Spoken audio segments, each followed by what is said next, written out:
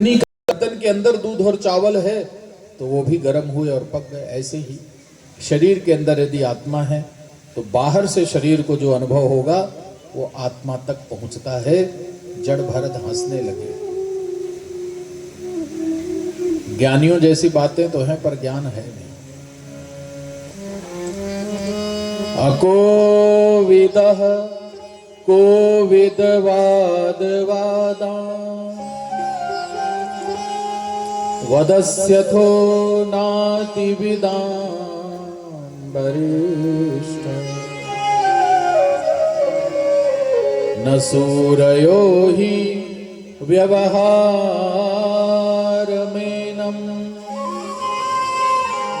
तत्त्वावमर्षे न सह मनन्ति वमर्षेन सह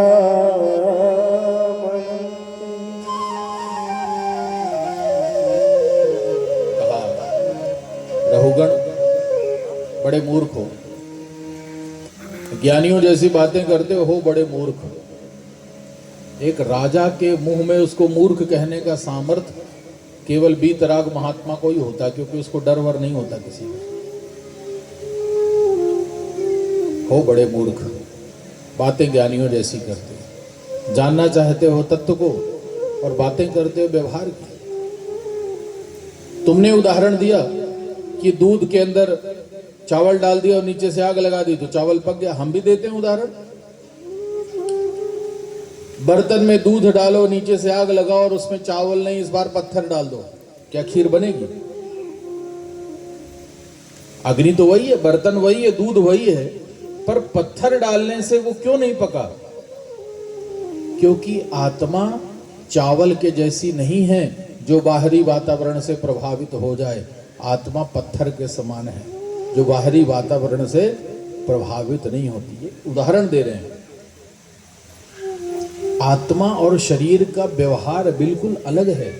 जैसे चावल और पत्थर का व्यवहार अलग है, ऐसे आत्मा और शरीर का व्यवहार अलग है। शरीर नाशवान है, जन्म लेता है और मर जाता है। आत्मा तो अजर अमर है।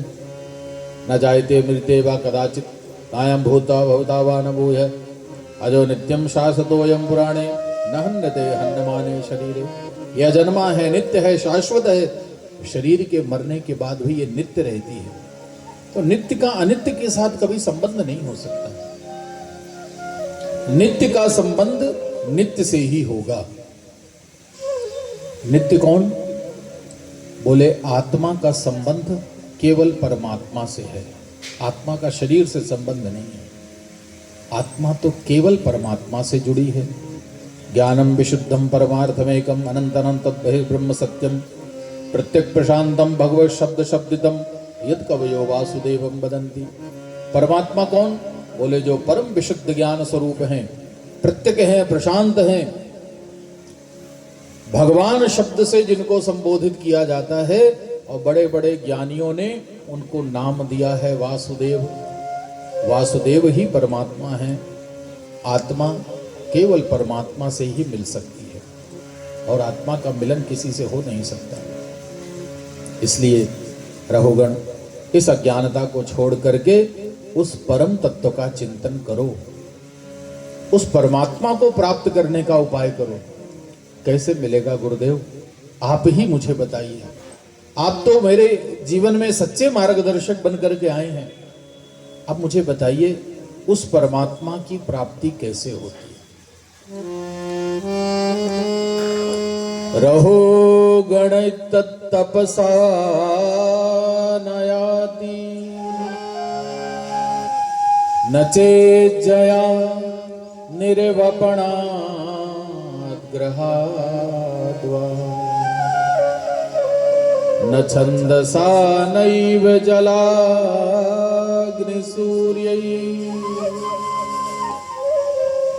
बिना पादरजोभिषेकं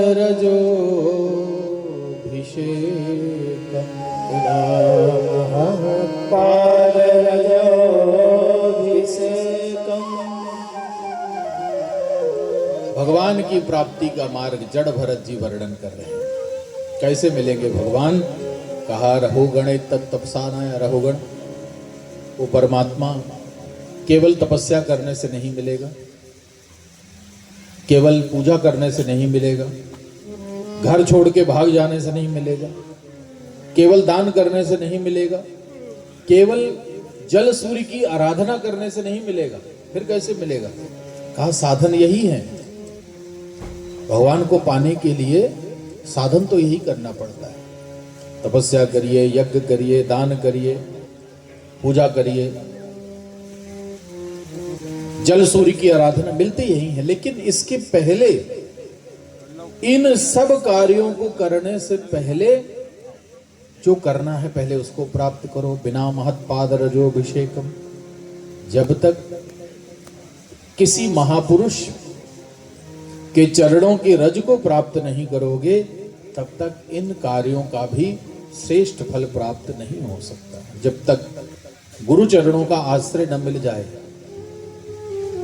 गुरु चरणों का आश्रय जब तक जीवन में न मिले तब तक ये तपस्या, योग, समाधि ये सब फल नहीं देते। इसलिए तपस्या, योग, समाधि, दान, पुण्य, जल सूर्य की आराधना करने से पहले गुरु चरणों का आश्रय प्राप्त करना पड़ेगा। गुरु के आश्रय में जाइए, क्योंकि शत्रु बहुत हैं जीवन में। इन शत्रुओं को पार प्राप्त कर लेना बहुत कठिन होता है, बहुत मुश्किल है।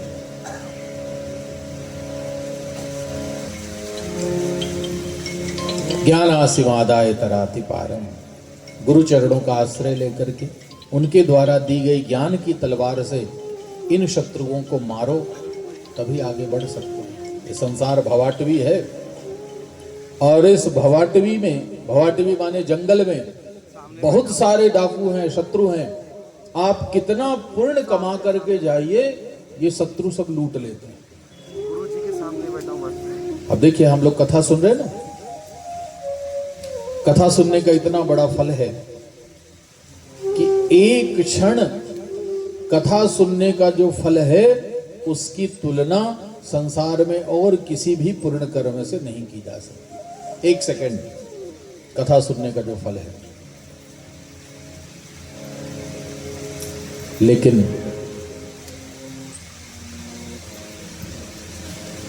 3 घंटा हम कथा सुनते हैं तो 3 घंटा में कितना फल मिलता होगा? 1 सेकंड की कथा का फल, उसकी तुलना संसार में और किसी काम से नहीं होती। तो हम तो 3-3 घंटा सुन रहे हैं कथा। तो 3 घंटा कथा सुनने के बाद कितना फल मिलता होगा? बहुत मिलता है। पर दुविधा ये है कि मिलता तो बहुत है, लेकिन साथ में घर नहीं जा पाता। क्यों? ये मंदिर के गेट के बाहर कुछ शत्रु ऐसे खड़े हैं जो लूट लेते हैं। उस दिन आपको शत्रुओं के बारे में बताया था। कुछ शत्रु जो होते हैं वो कथा के अंदर आ जाते हैं, पंडाल के अंदर। याद है ना आप लोग? कथा के अंदर जो शत्रु आता है कथा का, कौन है? निद्रा लूट लेती है कथा का। दूसरा, बगल वाला जो आपके बगल में बैठा है वो शत्रु है कथा। जिससे बहुत प्रेम हो उसके बगल में नहीं बैठना चाहिए, वो कथा का शत्रु। तीसरा, मोबाइल। ये ऐसे शत्रु हैं जो अंदर तक आ गए, और कुछ ऐसे हैं जो अंदर नहीं आ पाए तो बाहर खड़े हैं गेट में, प्रतीक्षा कर रहे हैं 3 घंटा कमाओ लूट लेंगे। कौन है? बता दें आप।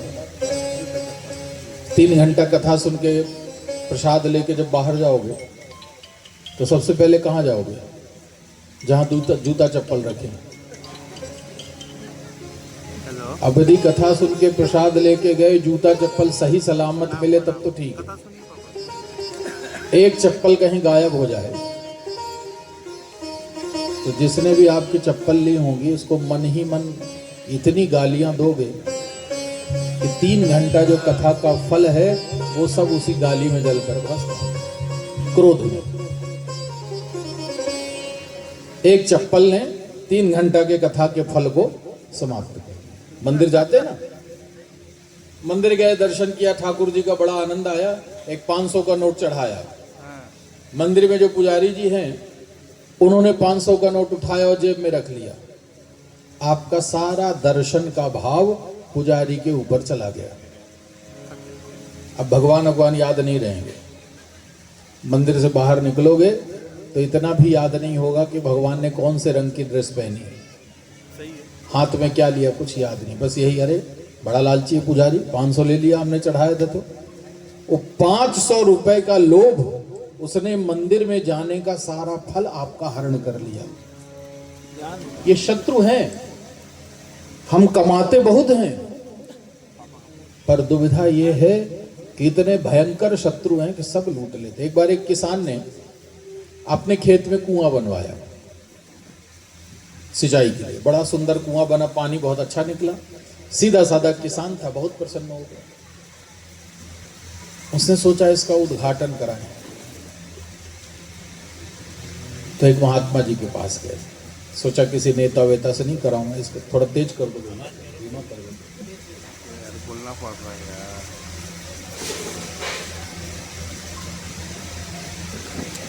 तो सोचा किसी नेता वेता से नहीं, एक महात्मा से उद्घाटन कराएंगे।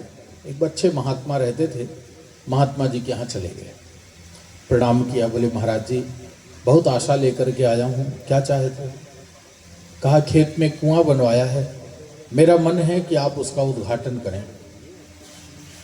महाराज जी ने कहा हमने स्कूलों का उद्घाटन किया, अस्पतालों का उद्घाटन किया, घरों का उद्घाटन किया, बड़े बड़े फैक्ट्रियों का, दुकानों का उद्घाटन किया, पर आज तक कुएं का उद्घाटन नहीं किया। तो क्या करना पड़ेगा? कुएं में कूदना पड़ेगा? नहीं, बोले कूदना नहीं पड़ेगा महाराज। तो फिर आप कहोगे चरण रख दीजिए कुआं में, तो कुआं में चरण कैसे रखेंगे? नहीं महाराज जी, कुएं का उद्घाटन करने का तरीका अलग है। क्या तरीका?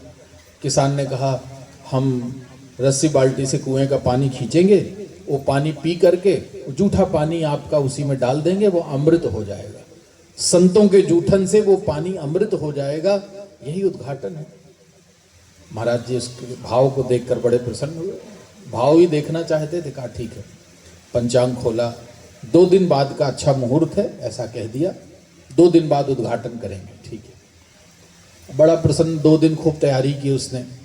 अब अगले दिन सुबह उद्घाटन होना है, तो सोचा शाम को जाकर थोड़ा साफ सफाई कर दें।